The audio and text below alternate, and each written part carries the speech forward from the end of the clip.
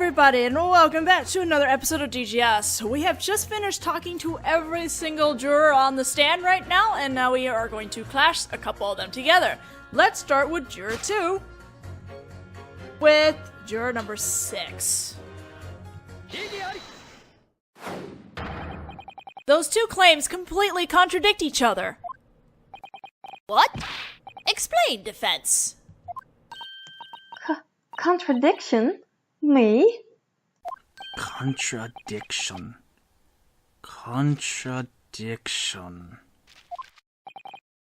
You're misunderstanding in a major way, number 6. Misunderstanding?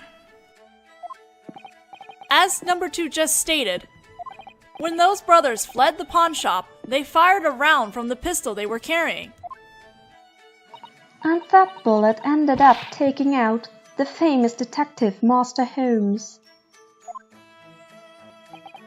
There's no way you could have missed that. Bullet.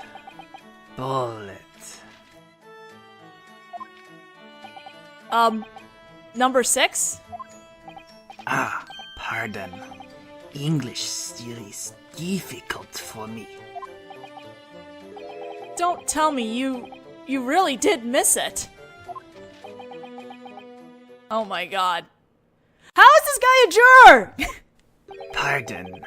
Perhaps I missed. His mouse is cute though. Eh? I found. Bullet. Let's see. But guys shoot bullet. Why didn't you say this to me? I am Russian, you see. Who was it? Who chose this guy as a juror? Me? Y'all want to know this too? In other words, those two evil-looking brothers told lie. They say they did nothing. They shot someone? That's right. Oh, lies are bad, especially from people who look evil. I'm pretty sure this has nothing to do with looks. Then perhaps we steal nothing. This may also be a lie. Is this what you are telling me? Well, according to the Yard's investigation, it seems that nothing was stolen. I can't trust anyone anymore. That poor mouse! You've been squeezing that mouse pretty hard. I must be sure. With my own eyes. But, unfortunately, that's likely not possible. Nah, I think we can, and quite simply. Huh? With Holmesy's automatic crime recording apparatus. Oh. If we compare the photo with Genie in it and the next photo that comes after that, we'd know right away whether something was stolen or not. Isn't that right, Mr. Prosecutor? Dear Lord, calling out to the prosecutor in the midst of a final appeal. The moment that the defendant broke into the shop and began menacing the shopkeeper is shown in this photo. After this, the defendant and the victim moved to the storeroom. Then the Templar brothers broke in and heard the single gunshot. Unfortunately, that moment doesn't seem to have been captured on film, but this is the photo that was taken after they made their escape.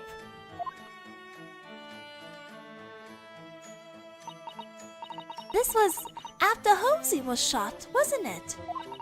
As far as I can see, nothing appears to have been stolen. She's right. I don't really see anything that stands out as having gone missing. Then, evil-looking brothers lies. Only that they shot one man, but stole nothing? That's what it would mean. Good. It's not good at all! Anyway, it's seems I misunderstood. I wish to hear a little more of brother's story about after their lie. Thanks, Mr. Russian man. You did it, Naruhodō-kun! The scale moved a little! So it starts with just one person, huh? I'm sure there are still facts we haven't seen yet. If we can just find one of those, the situation will change majorly. Now then, let the final appeal continue. And for the sake of caution, the court will accept that photo into evidence. Intershop photo, post-murder, taken by the automatic crime recording apparatus. Oh my god, that's such a mouthful! Appears to show the situation after the murder occurred. Another photo, huh? Maybe it'll be useful for something. I think he has a new statement. Yeah, he does. Lies must be chased down and crushed. So for now, I vote not guilty. That does it for their claims. If I can't get more than half of them to change their votes to not guilty, the trial is over. Genie would never shoot anyone, not in a million years. I'll find a contradiction in the jurors' claims and pit them against each other. I've got to find something I can use to convince them.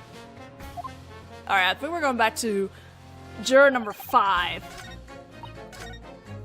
And we're going to, I think she was in the middle of something and we got interrupted by someone else talking, I believe. Alright, let's press. We're just gonna go right through this. Because she was talking about,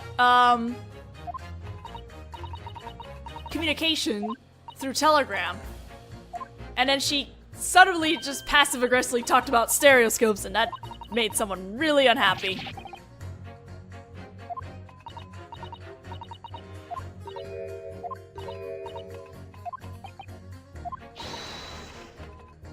She's so excited.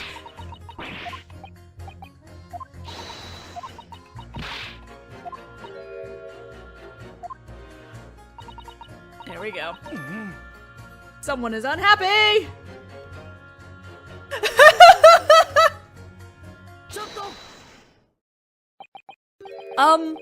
I know you're angry, but can I have a moment, number 3? What do you want? You seem like you have something you'd like to say about number 5's statement just now. I think I have a pretty good idea of what it'll be, though. Well, allow me to speak my mind then. Yes! You there! Ah, me? That seems pretty obvious. You think the stereoscope is a toy? Of course it is. All it can do is show you photos in 3D. Everything around you is 3D. All you need to do is observe the scenery around you. If you say that, it'll be all over. But that's all it does. It's useless.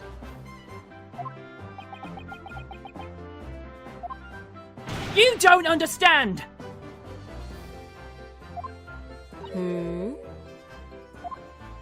When you're looking at a photo in 3D, who knows what sort of amazing possibilities might be hiding? I'll show you! The possibilities exposed by looking at a photo in 3D? Let's use the crime scene photo as an example.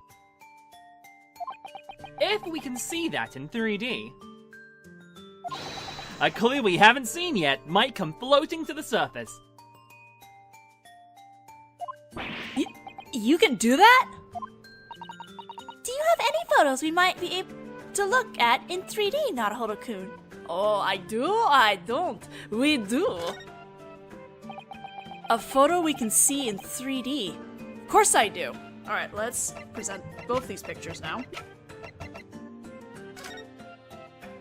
Yeah. 1. In that case, 3. Can you really see photos in 3D? Of course, Mr. Attorney. In that case, I'll give this to you. Looks good. Then Alright, let's look at the I'll need closer one more photo. photo.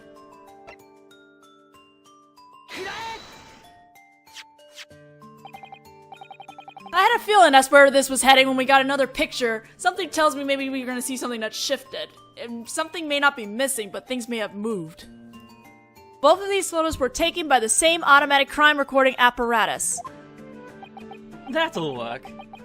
By the way, Mr. Attorney, the reason that 3D photos appear in 3D, do you know why? I believe Iris taught us that yesterday. The right eye and left eye see at slightly different angles. The brain calibrates the slight differences in the images to produce a single image, and that image appears 3D, or something. Quite right.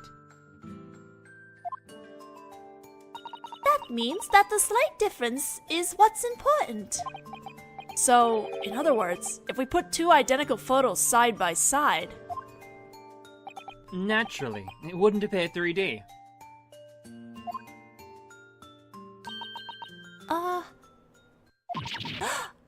Oh! I see! So that's what... It looks like that young lady is onto something.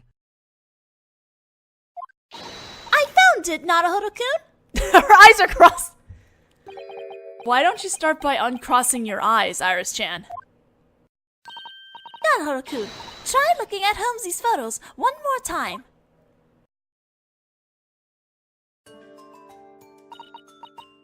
There's something that's obviously different between these two photos, right? Of course, whether those two are in it or not, right? Yeah, you can tell that at first glance. Now then, let's look at it in 3D. Alright, I'll give it a shot. I'm pretty sure I'm supposed to cross my eyes, and then the two photos will appear overlaid.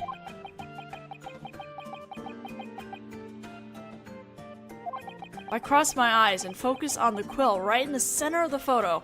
Thank you for telling us how to cross eyes and stuff.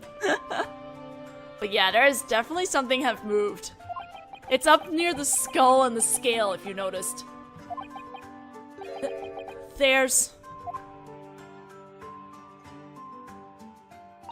How'd it go, Naruhodō-kun?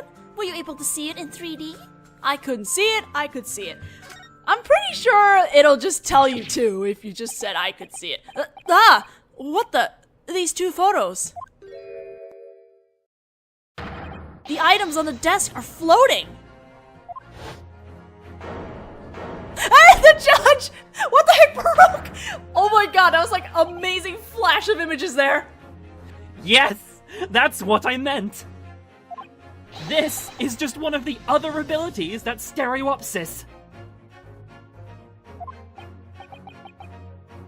Other? But what does this mean? Everyone is cross-eyed. Why is it only the items on the desk that are floating in that uncanny manner?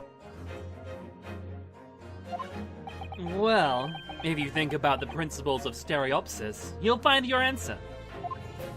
The principles of Stereopsis. I believe I said this earlier too, but if you put two identical photos side by side, they won't appear 3D. It's because of the difference between the two photos that they seem to be in 3D. So, what you're saying is, the items on the desk appear at a glance to be unchanged, but there's actually just a tiny difference between them. That's what it means. Now, hold on just one moment. How shall I put this? I understand the trick that causes two photos to appear 3D. But then why on earth are these two photos only slightly different? You've got some explaining to do, Oriental Attorney. Me? How should I know? I know, it's actually pretty simple. Really? Well, why don't we take it step by step? First, at 1 a.m., this photo was taken.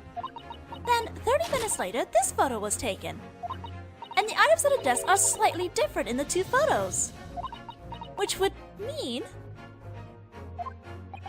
During that 30-minute interval, someone tampered with the items on the desk. Is that it? But who? Tampered with the items on the desk. Such facts didn't appear in testimony. So that's it. I feel like we came at it in a really roundabout way, but I think I finally understand what my goal for this final appeal should be. If that's true, then the next problem becomes clear. Who on earth tampered with the items on this desk? Are you saying you know the answer?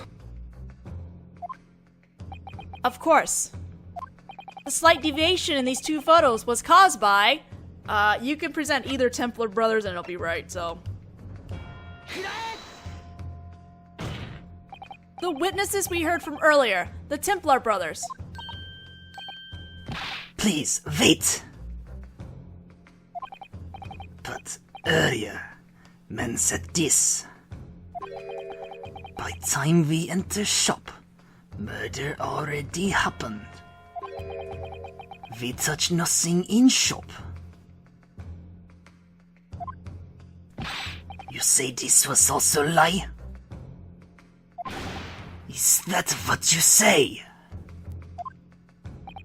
Yes, that's what it would mean. But that's not the only possibility. That's right. That defendant, she's a pickpocket, right? Perhaps she was the one who made a mess of the desk.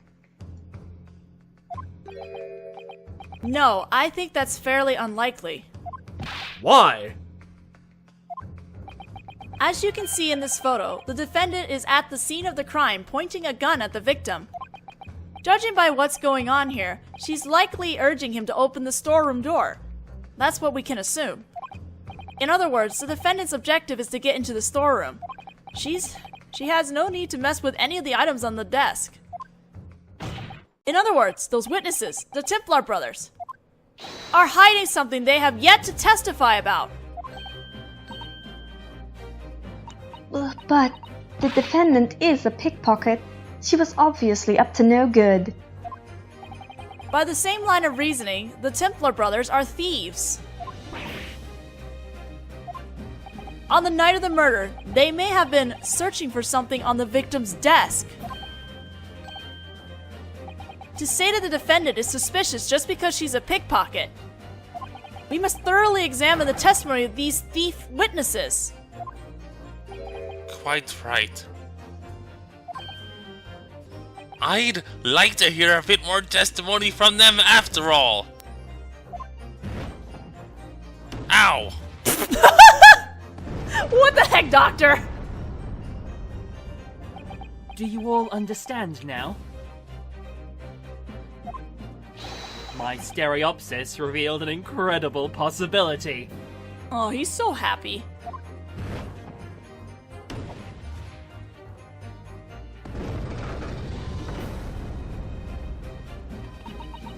I admit it, when this trial ends, I'll be hurrying out to Regent Street to purchase a stereoscope.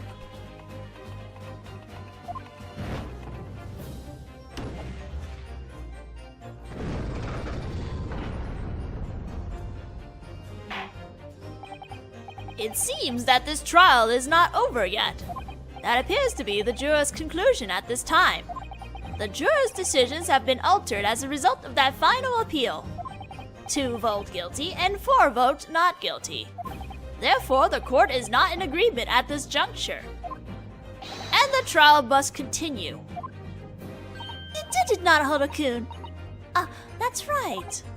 What is it, Iris-chan? This is for you, Naruhodō-kun. You might end up needing it again. I don't think I'll be using it again. Don't say that! You're gonna be using it again!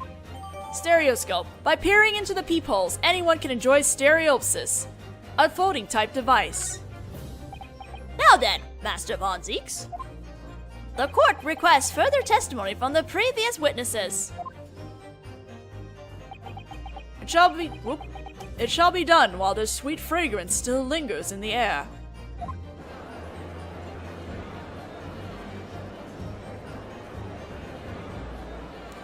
I managed to get those witnesses resummoned. I won't let this trial end until I've managed to prove Gina-san's innocence. Okay.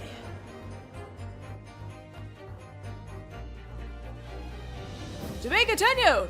We are continuing. We have about 9 minutes left on this video, I believe. So, yes, we are continuing. Not saving, of course, obviously. Just in case.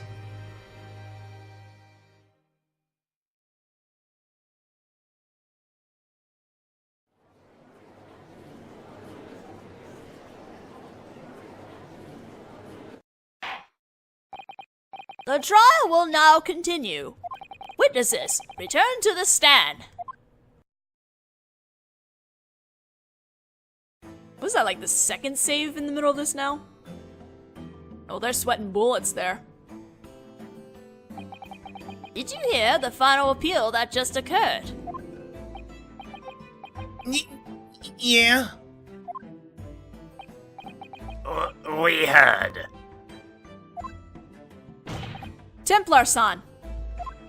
Yes? Yes? This is awkward. You previously testified to the following. See, there was quite a commotion going on when we came in, yeah? Forget stealing anything. We didn't even have time to take our hands out of our pockets.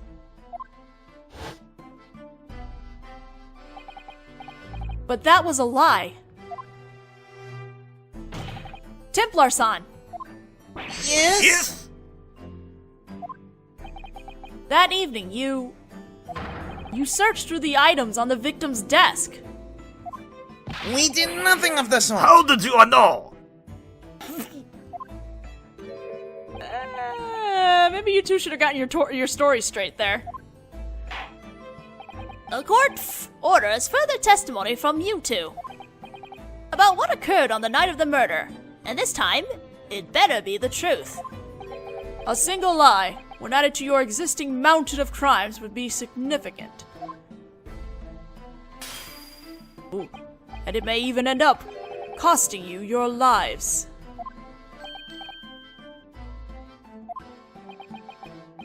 I advise you to keep that fact in mind. Alright, we get it. Talk.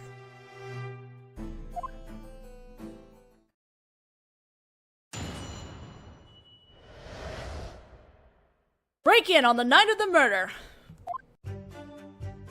We admit that we touched the stuff on the desk, but we weren't searching for anything. Suddenly there was a gunshot, and I ended up shoving everything off the desk at full force. It was terrifying, I tell you. We didn't know when the killer might come out from that door in the back. We have straightened up the desk quickly, and as we are making our exit, we ran into you lot. In other words, we had no opportunity to shoot the shopkeeper.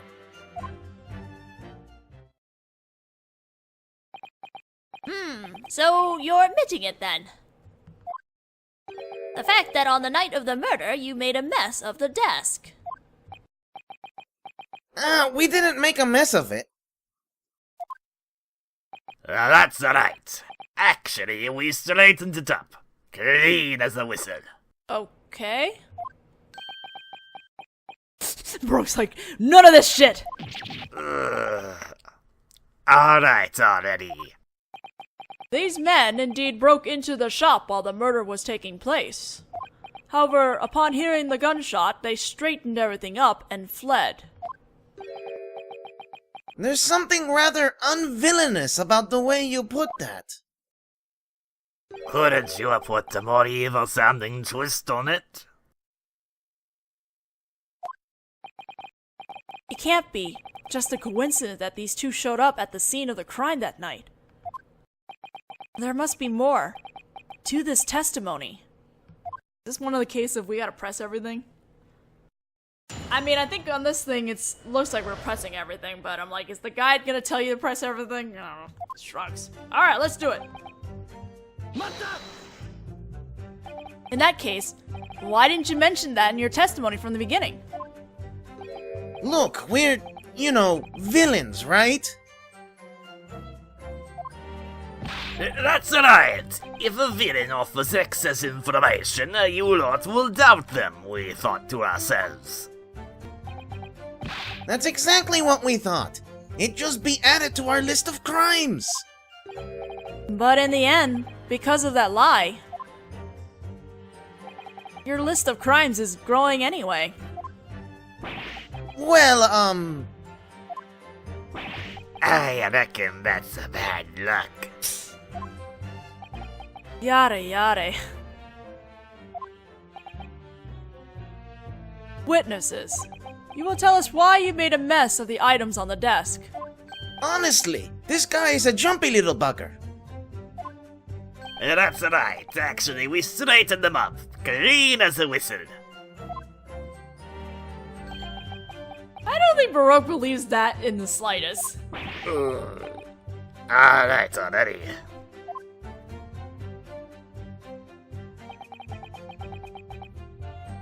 I think we might have to stop in the middle of this, which is kind of unfortunate. In other words, that was because you were startled by the sudden gunshot. Is that right? He let out a shriek like, "Hee!" His knees gave out with fear and he collapsed on the desk. Give me a break. That sound was loud enough to wake an old lady from the dead. The mountain of books went flying. The silver candle holder rolled away. And that skull that was sitting there clattered across the floor.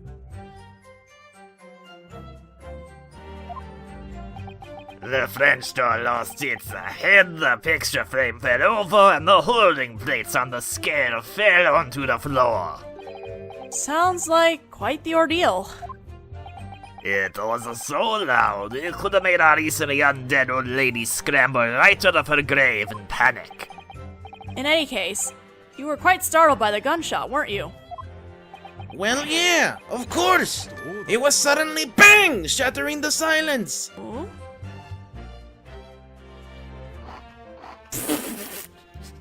I'm sorry, I just enjoyed this a lot. What up, Gregson?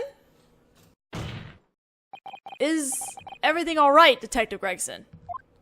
I already told you, I'm not one of these screwy brothers. That's not what I meant. Just now, you seemed like you were thinking about something that you heard when you heard the Templar's testimony. Was there something about it that bothered you? Well, it might not be important. It's not significant enough to even notice. That was my impression from the start, but since cases are often solved by getting hung up on small details, If you're that conflicted about it, maybe you could start by telling us about it?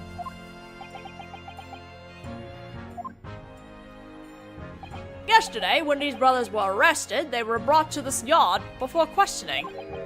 The testimony they just gave was a little different from what they said then. Oh, shit. Huh? Is that so? Once again, you two need to keep your story straight. I'm sure you said that before. You said that before hearing the gunshot. You heard the victim scream, or... Now that you mention it, maybe we did say that. Well, I know it's a pretty small detail, but it could be that. I can't help wondering if maybe you were giving a half-baked testimony just now. If it is determined that this testimony is even more half-baked than it already has been, the court will have no choice but to persecute you to the full extent of its power.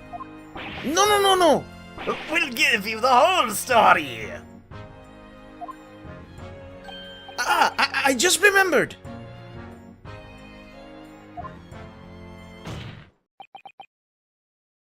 In that case, you would do well to add what you just remembered to your testimony. Fine, sir. Here comes the new testimony. Just before the gunshots went off, we heard a scream. Give that gun here, it Alright, said. we're gonna have to unfortunately stop through this testimony, which is unfortunate. I kind of lost track of the time. I was like, oh, right. I should stop here because we're almost out of time. Oh well, but mid-testimony, good times. So we'll continue this in the next video. I'll see you guys then.